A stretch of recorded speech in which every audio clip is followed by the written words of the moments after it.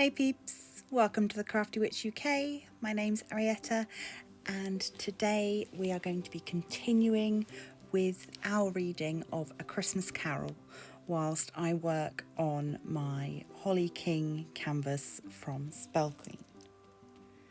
So, the last time we saw Scrooge, he had recently met the spirit of his old partner Jacob Marley and had been told that he was about to be visited by more spirits.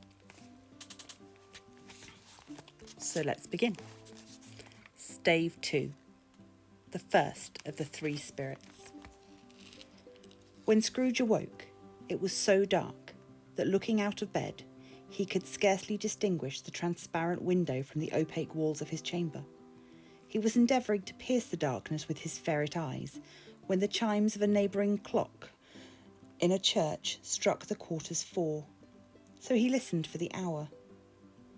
To his great astonishment, the heavy bell went on from 6 to 7, and from 7 to 8, and regularly up to 12, and then stopped. 12? It was past 2 when he went to bed. The clock was wrong. An icicle must have got into the works. 12? He touched the spring of his repeater to correct this most preposterous clock. Its rapid little pulse beat 12 and stopped. "Why, it isn't possible," said Scrooge, "that I can have slept through a whole day and far into another night. It isn't possible that anything has happened to the sun, and this is 12 at noon." The idea being an alarming one, he scrambled out of bed and groped his way to the window. He was obliged to rub the frost off with the sleeve of his dressing gown before he could see anything, and could see very little even then. All he could make out was that it was still very foggy and extremely cold, and that there was no noise of people running to and fro and making a great stir. There unquestionably would have been if night had beaten off bright day and taken possession of the world. This was a great relief, because 3 days after sight of the first exchange to pay Mr. Ebenezer Scrooge or his order, and so forth, would have become a mere United States security if there were no days to count by.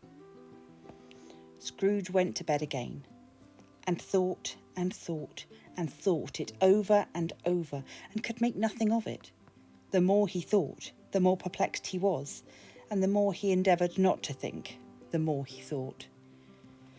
Marley's ghost bothered him exceedingly. Every time he resolved within himself, after mature inquiry, that it was all a dream, his mind flew back again, like a strong spring released to its first position, and presented the same problem to be worked all through. Was it a dream or not?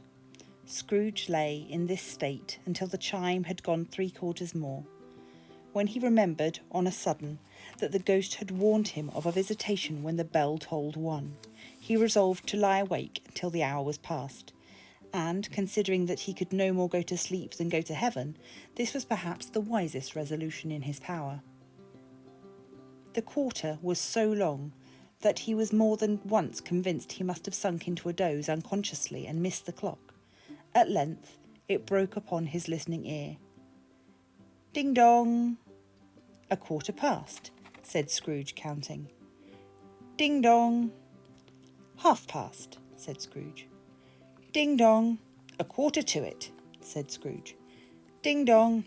"The hour itself," said Scrooge triumphantly, "and nothing else."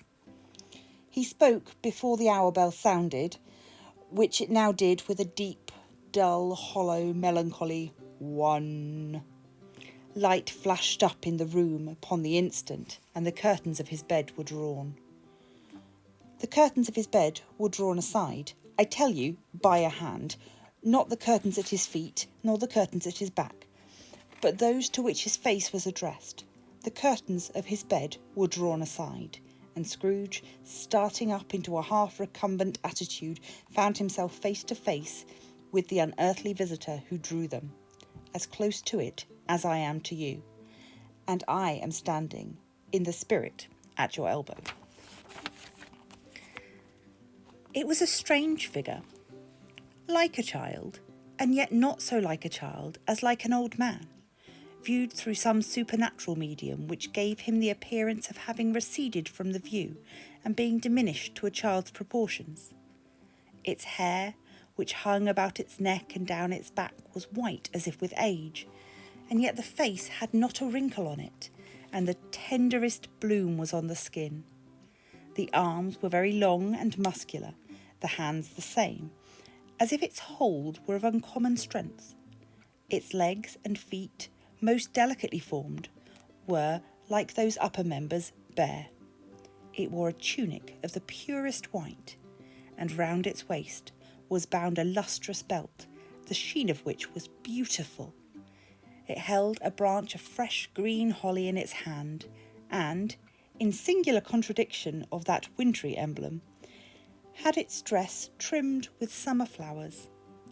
But the strangest thing about it was that from the crown of its head there sprung a bright, clear jet of light, by which all this was visible, and which was doubtless the occasion of its using, in its duller moments, a great extinguisher for a cap, which it now held under its arm. Even this, though, when Scrooge looked at it with increasing steadiness, was not its strangest quality, for, as its belt sparkled and glittered, now in one part and now in another, and what was light one instant at another time was dark, so the figure itself fluctuated in its distinctness, being now a thing with one arm, now with one leg, now with 20 legs, now a pair of legs without a head, now a head without a body, of which dissolving parts no outline would be visible in the dense gloom wherein they melted away. And in the very wonder of this, it would be itself again, distinct and clear as ever. "Are you the spirit, sir, whose coming was foretold to me?" asked Scrooge. "I am." The voice was soft and gentle, singularly low, as if, instead of being so close beside him, it were at a distance. "Who and what are you?" Scrooge demanded. "I am the ghost of Christmas past." "Long past?" inquired Scrooge, observant of its dwarfish stature. "No, your past." Perhaps Scrooge could not have told anybody why, if anybody could have asked him, but he had a special desire to see the spirit in his cap, and begged him to be covered. "What?" exclaimed the ghost. "Would you so soon put out with worldly hands the light I give? Is it not enough that you are one of those whose passions made this cap, and force me through whole trains of years to wear it low upon my brow?" Scrooge reverently disclaimed all intention to offend or any knowledge of having wilfully bonneted the spirit for any period of its life. Then he made bold to inquire what business brought him here. "Your welfare," said the ghost. Scrooge expressed himself much obliged, but could not help thinking that a night of unbroken rest would have been more conducive to that end. The spirit must have heard him thinking, for it said immediately, "Your reclamation, then. Take heed." It put out its strong hand as it spoke and clasped him gently by the arm. "Rise and walk with me." It would have been in vain for Scrooge to plead that the weather and the hour were not adapted to pedestrian purposes, that the bed was warm and the thermometer a long way below freezing, that he was clad but lightly in his slippers, dressing gown and nightcap, and that he had a cold upon him at that time. The grasp, though gentle as a woman's hand, was not to be resisted. He rose, but finding that the spirit made towards the window, clasped its robe in supplication. "I am a mortal," Scrooge remonstrated, "and liable to fall." "Bear but a touch of my hand there," said the spirit, laying it upon his heart, "and you shall be upheld more than this." As the words were spoken, they passed through the wall and stood upon an open country road, with fields on either hand. The city had entirely vanished. Not a vestige of it was to be seen. The darkness and the mist had vanished with it, for it was clear, cold winter day, and the snow fell upon the ground. "Good heavens!" said Scrooge. clasping his hands together as he looked about him. "I was bred in this place. I was a boy here." The spirit gazed upon him mildly. Its gentle touch, though it had been light and instantaneous, appeared still present to the old man's sense of feeling. He was conscious of 1,000 odours floating in the air, each one connected with 1,000 thoughts and hopes and joys and cares long forgotten. "Your lip is trembling," said the ghost. "And what is that upon your cheek?"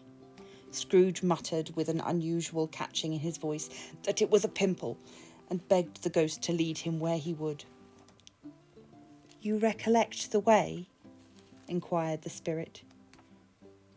"Remember it?" cried Scrooge with fervour. "I could walk it blindfolded." "Strange to have forgotten it for so many years," observed the ghost. "Let us go on." As they walked along the road, Scrooge recognising every gate and post and tree, until a little market town appeared in the distance, with its bridge, its church, and winding river. Some shaggy ponies now were seen trotting towards them with boys upon their backs, who called to other boys in country gigs and carts driven by farmers. All these boys were in great spirits and shouted to each other until the broad fields were so full of merry music that the crisp air laughed to hear it. "These are but shadows of the things that have been," said the ghost. "They have no consciousness to us." The jocund travellers came on, and as they came, Scrooge knew and named them every one. Why was he rejoiced beyond all bounds to see them? Why did his eye coldly glisten, and his heart leap up as they went past?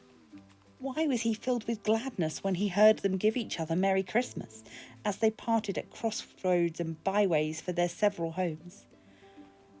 What was Merry Christmas to Scrooge? Out upon Merry Christmas, what good had it ever done to him? "The school is not quite deserted," said the ghost. "A solitary child, neglected by his friends, is left there still." Scrooge said he knew it, and he sobbed. They left the high road by a well-remembered lane and soon approached a mansion of dull red brick with a little weathercock-surmounted cupola on the roof and a bell hanging in it.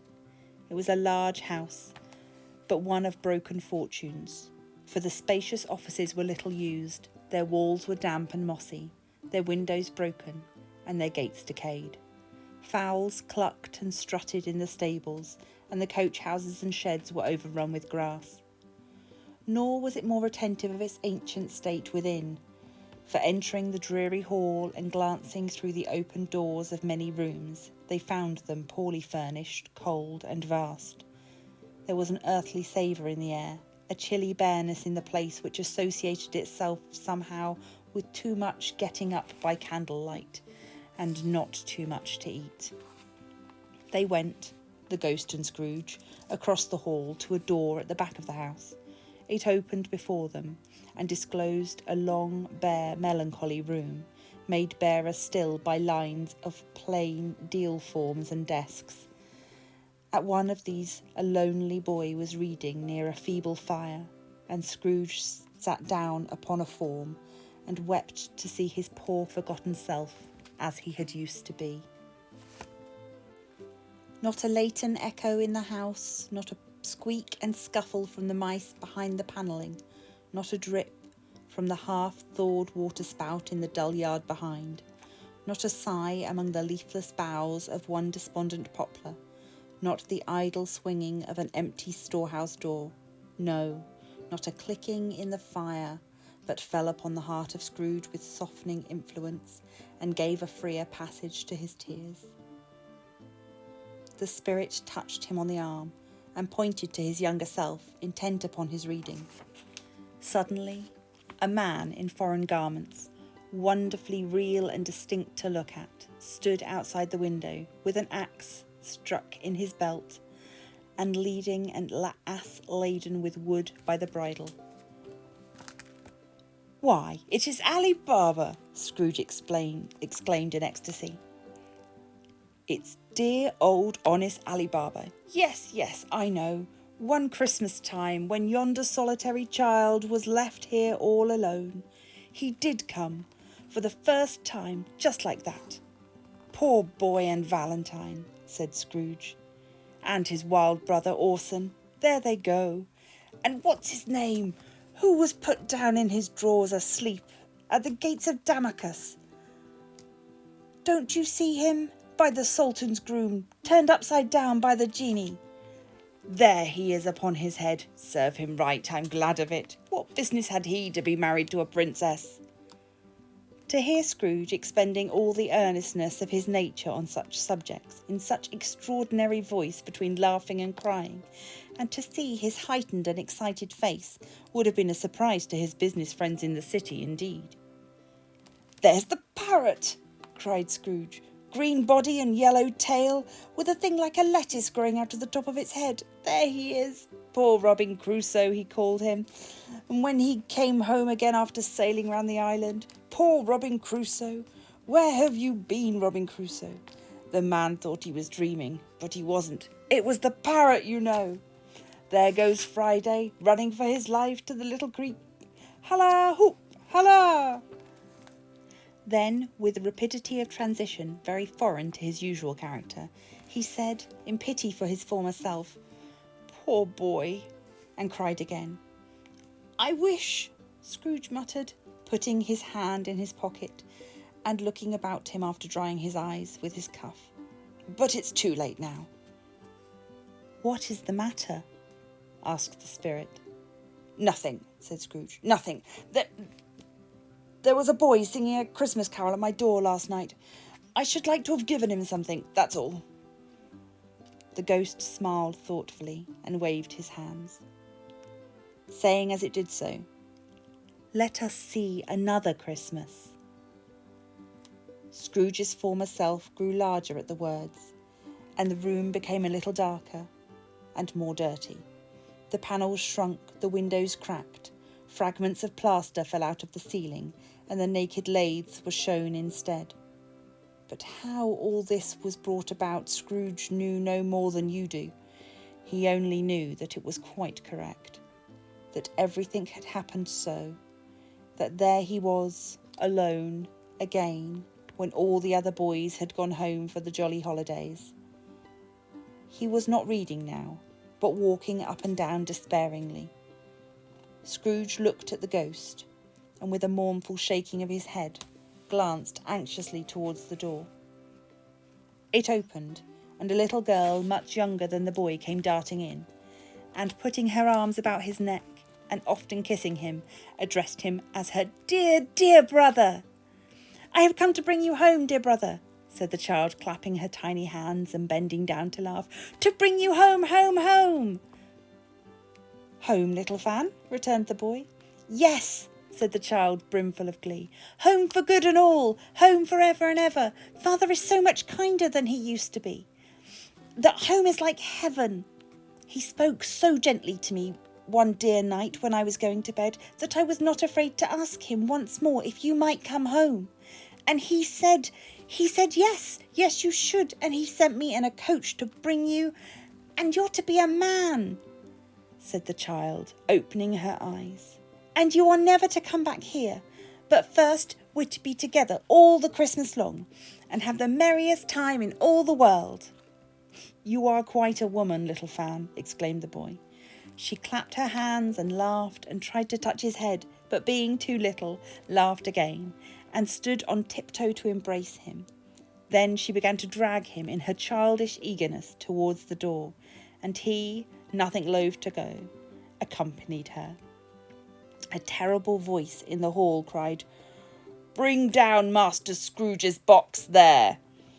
And in the hall appeared the schoolmaster himself, who glared on Master Scrooge with a ferocious condescension and threw him into a dreadful state of mind by shaking hands with him, then conveyed him and his sister to the veriest well of a shivering best parlour that ever was seen. There were maps upon the walls and celestial and terrestrial globes in the windows. They were waxy with cold. Here he produced a decanter of curious light wine and a block of curiously heavy cake, and administered instalments of those dainties to the young people, at the same time sending out a meagre servant to offer a glass of something to the postboy, who answered that he thanked the gentleman, but if it was the same tap as he had tasted before, he had rather not. Master Scrooge's trunk being by this time tied upon top of the chaise, the children bade the schoolmaster goodbye right willingly, and getting into it, drove gaily down the garden sweep, the quick wheels dashing the hoar frost and snow from the dark leaves of evergreens like spray. Always a delicate creature, whom a breath might have withered, said the ghost. But she had a large heart. So she had, cried Scrooge. You're right, I'll not gainsay it, Spirit, God forbid. She died a woman, said the ghost, and had, as I think, children? One child, Scrooge returned. True, said the ghost. Your nephew. Scrooge seemed uneasy in his mind, and answered briefly, yes, although they had but that moment left the school. Behind them, they were now in the busy thoroughfares of a city, where shadowy passengers passed and repassed, where shadowy carts and coaches battled for the way, and all the strife and tumult of a real city were. It was plain enough, by the dressing of the shops, that here too it was Christmas time again. But it was evening, and the streets were lighted up. The ghost stopped at a certain warehouse door, and asked if Scrooge knew it. Know it, said Scrooge. I was apprenticed here. They went in. At sight of an old gentleman in a Welsh wig sitting behind such a high desk that if he had been 2 inches taller, he must have knocked his head against the ceiling, Scrooge cried in great excitement, Why, it's old Fezziwig! Bless his heart, it's Fezziwig alive again! Old Fezziwig laid down his pen and looked up at the clock, which pointed to the hour of 7. He rubbed his hands, adjusted his capacious waistcoat, laughed all over himself from his shoes to his organ of benevolence, and called out in a comfortable, oily, rich, fat, jovial voice, Yo-ho there, Ebenezer! Dick! Scrooge's former self, now grown to a young man, came briskly in, accompanied by his fellow prentice. Dick Wilkins, to be sure, said Scrooge to the ghost. Bless me, yes, there he is. He was very much attached to me, was Dick. Poor Dick, dear, dear. Yo-ho, my boys, said Fezziwig. No more work tonight. Christmas Eve, Dick, Christmas Ebenezer. Let's have the shutters up, cried old Fezziwig, with a sharp clap of his hands, before a man can say Jack Robinson. You wouldn't believe how those two fellows went at it. They charged into the street with the shutters, 1, 2, 3, and had 'em up in their places. 4, 5, 6, barred 'em and pinned 'em. 7, 8, 9, and came back before you could have got to 12, panting like racehorses. Hilly-ho! cried old Fezziwig, skipping down from the high desk with wonderful agility. Clear away, my lads! Let's have lots more room here. Hilly-ho, Dick! Cheer up, Ebenezer! Clear away? There was nothing they wouldn't have cleared away, or couldn't have cleared away, with old Fezziwig looking on. It was done in a minute. Every movable was packed off, as if it were dismissed from public life for evermore. The floor was swept and watered, the lamps were trimmed, fuel was heaped upon the fire, and the warehouse was as snug and warm and dry and bright as a ballroom as you would desire to see on a winter's night. In came a fiddler with a music book, and went up to the lofty desk and made an orchestra of it, and tuned like 50 stomachaches. In came Mrs. Fezziwig, one vast substantial smile. In came the 3 Miss Fezziwigs, beaming and lovable. In came the 6 young followers whose hearts they broke. In came all the young men and women employed in the business. In came the housemaid with her cousin, the baker. In came the cook with her brother's particular friend, the milkman. In came the boy from over the way who suspected of not having bored enough from his master, trying to hide himself behind the girl from next door but one, who was proved to have her ears pulled by her mistress. In they all came, one after another, some shyly, some boldly, some gracefully, some awkwardly, some pushing, some pulling. In they all came, anyhow and everyhow.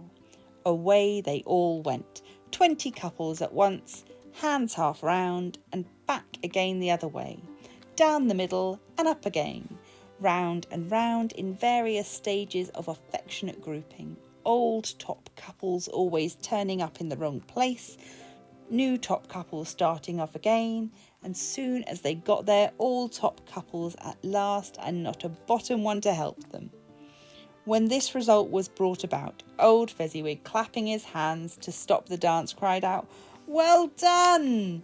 And the fiddler plunged his hot face into a pot of porter, especially provided for that purpose.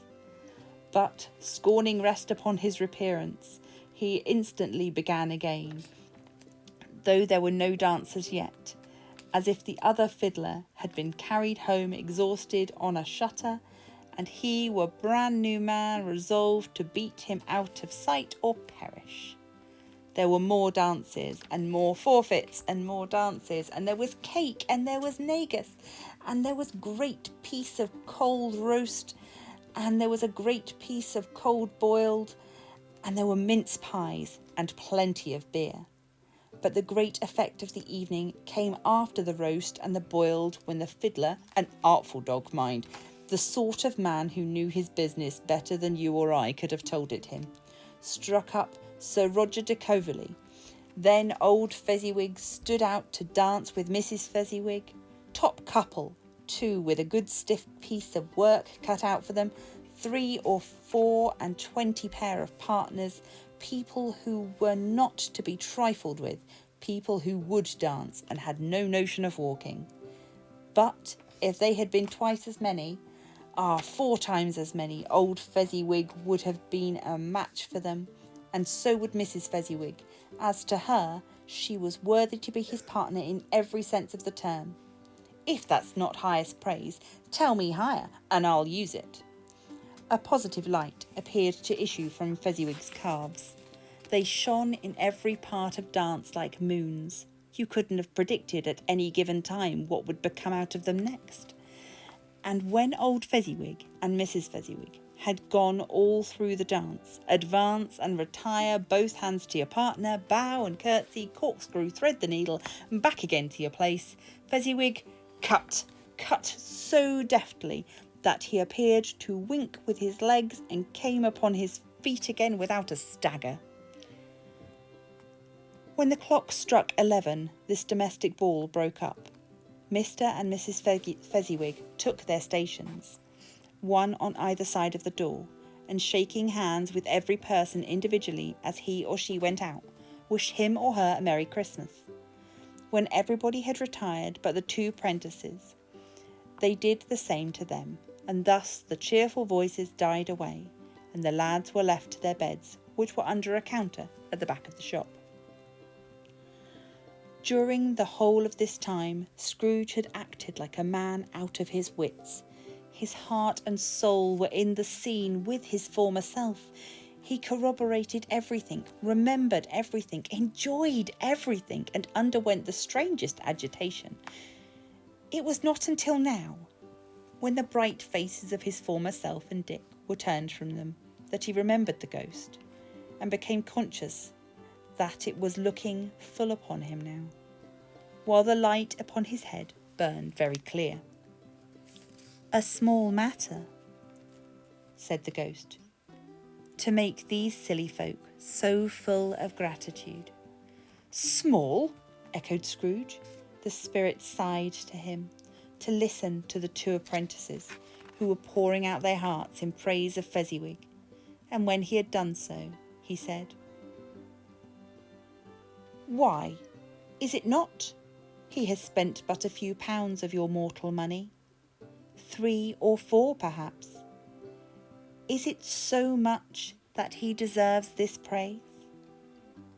"It isn't that," said Scrooge, heated by the remark, and speaking unconsciously like his former, not his latter self. It isn't that spirit. He has the power to render us happy or unhappy, to make our service light or burdensome, a pleasure or a toil.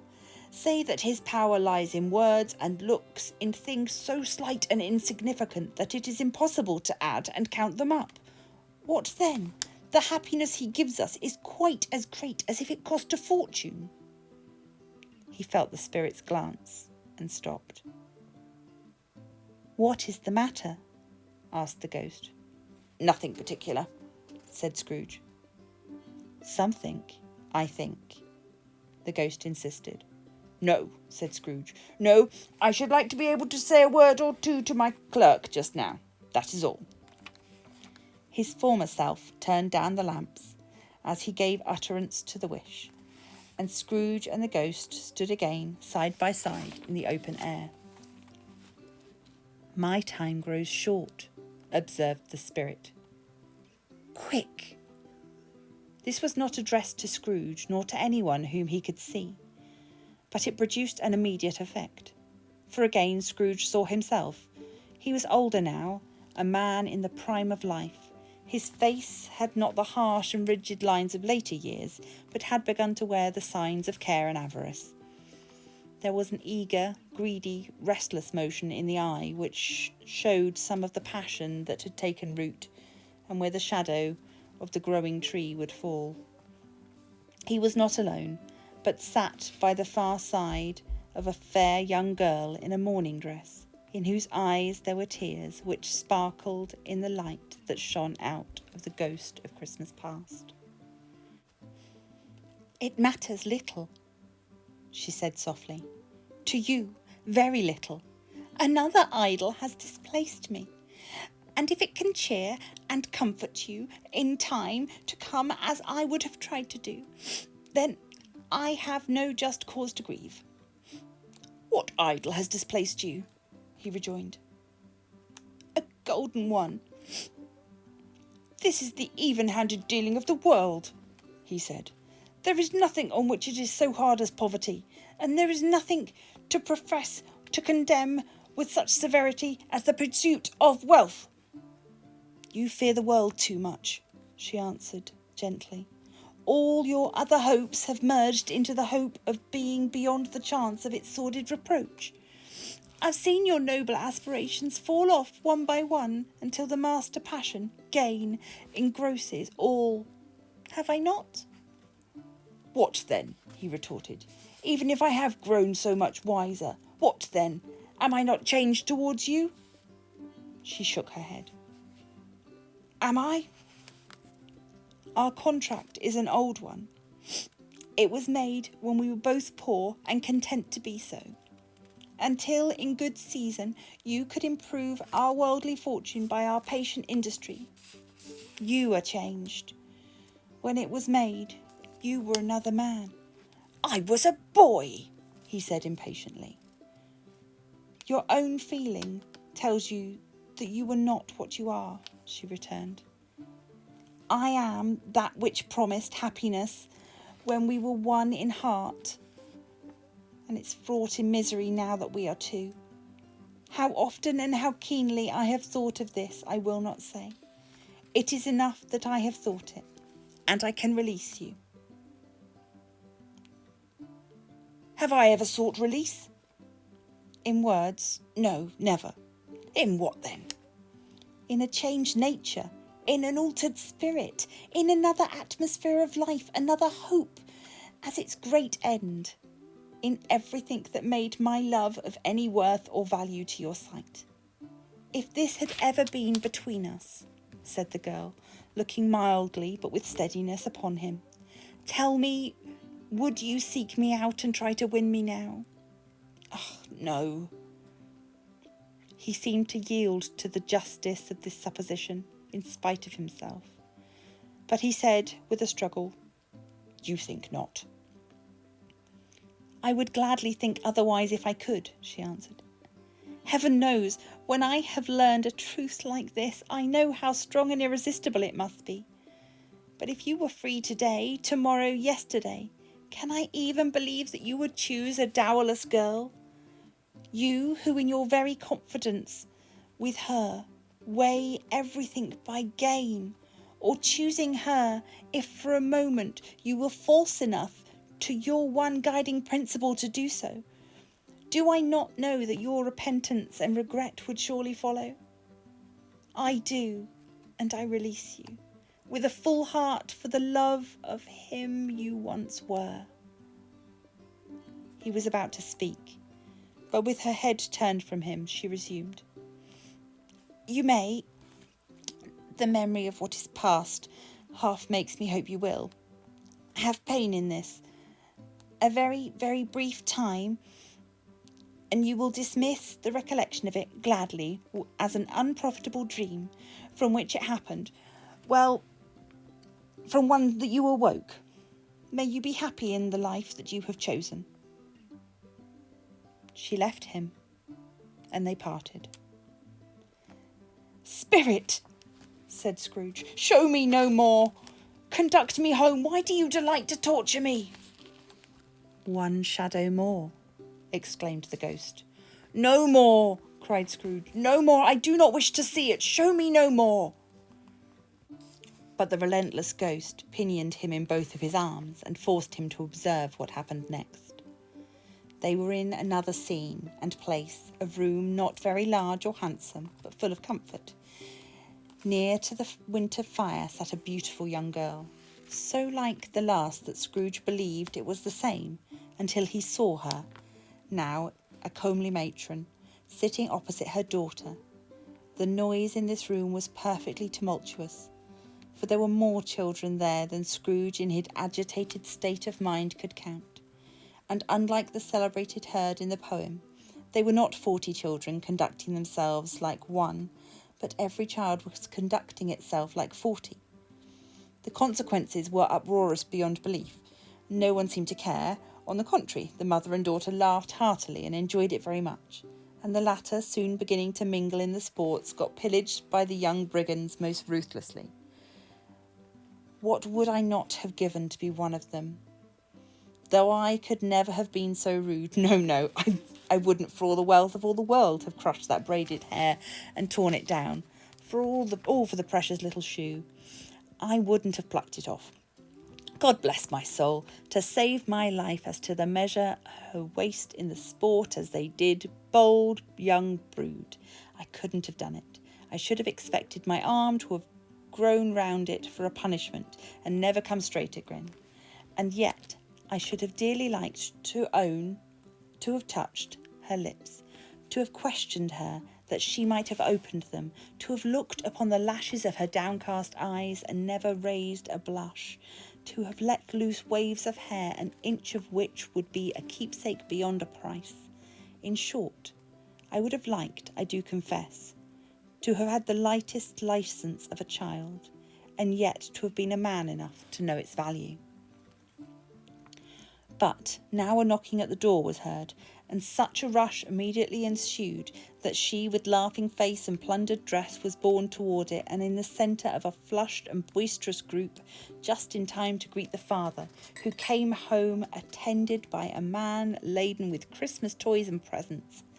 Then the shouting and the struggling and the onslaught that was him made on the defenceless porter, the scaling him with chairs for ladders to dive into his pockets, to spoil him of brown paper parcels, hold on tight by his cravat, hug him round the neck, pummel his back and kick his legs in irrepressible affection. The shouts of wonder and delight with which the development of every package was received. The terrible announcement that the baby had been taken in an act of putting a doll's frying pan into his mouth, and was more than suspected of having swallowed a fictitious turkey glued onto a wooden platter. The immense relief of finding that this was a false alarm. The joy and gratitude and ecstasy, they were all indescribable alike. It is enough that by degrees the children and their emotions got out of the parlour, and by one stair at a time up to the top of the house, where they went to bed and so subsided. And now Scrooge looked on more attentively than ever, when the master of the house, having his daughter leaning fondly on him, sat down with her and her mother at his fireside, and when he thought that it's such another creature, quite as graceful and as full as promise, might have called him father, and had been springtime in the haggard winter of his life, his sight grew dim indeed. "Belle," said the husband, turning to his wife with a smile, "I saw an old friend of yours this afternoon." "Who was it?" "Guess." "Oh, how can I? I don't know," she added in the same breath, laughing and laughing as he laughed. "Mr. Scrooge." "Mr. Scrooge, was it? I passed his office window, and it was not shut up, and he had a candle inside. I could scarcely help seeing him. His partner lies upon the point of death, I hear, and there he sat, alone, quite alone in all the world, I do believe." "Spirit," Scrooge said in a broken voice, "remove me from this place." "I told you that these were shadows of things that have been," said the ghost, "that they are what they are. Do not blame me." "Remove me," Scrooge exclaimed. "I cannot bear it." He turned upon the ghost, and seeing that it looked upon him with a face in which some strange way there were fragments of all the faces it had shown him, wrestled with it. "Leave me, take me back, haunt me no longer." In the struggle, if it can be called a struggle, in which the ghost, with no visible resistance on its own part, was undisturbed by any effort of its adversary, Scrooge observed that its light was burning high and bright, and dimly connecting that with its influence over him, he seized the extinguisher cap, and by a sudden action pressed it down upon its head. The spirit dropped beneath it, so that the extinguisher covered its whole form. But though Scrooge pressed it down with all its force, he could not hide the light, which streamed from under it in an unbroken flood upon the ground. He was conscious of being exhausted and overcome by an irresistible drowsiness, and further, of being in his own bedroom. He gave the cap a parting squeeze, in which his hand relaxed, and had barely time to reel to bed before he sank into a heavy sleep. And so we leave Scrooge as we found him at the beginning of this chapter, back in his bed, having met yet another ghost. Please do join me again next Friday, where we will see who Scrooge meets next. If you would like to know more about the canvas I'm working on, or about Spell Queen's canvases in general, please do follow the links in the description and make use of my discount code. Please consider leaving a like on this video. It really does help the channel and helps other people to find my content. Please consider subscribing if you enjoy what I do and become a member of the Crafty Coven. I look forward to seeing you for the next part of the story, and until then, stay crafty!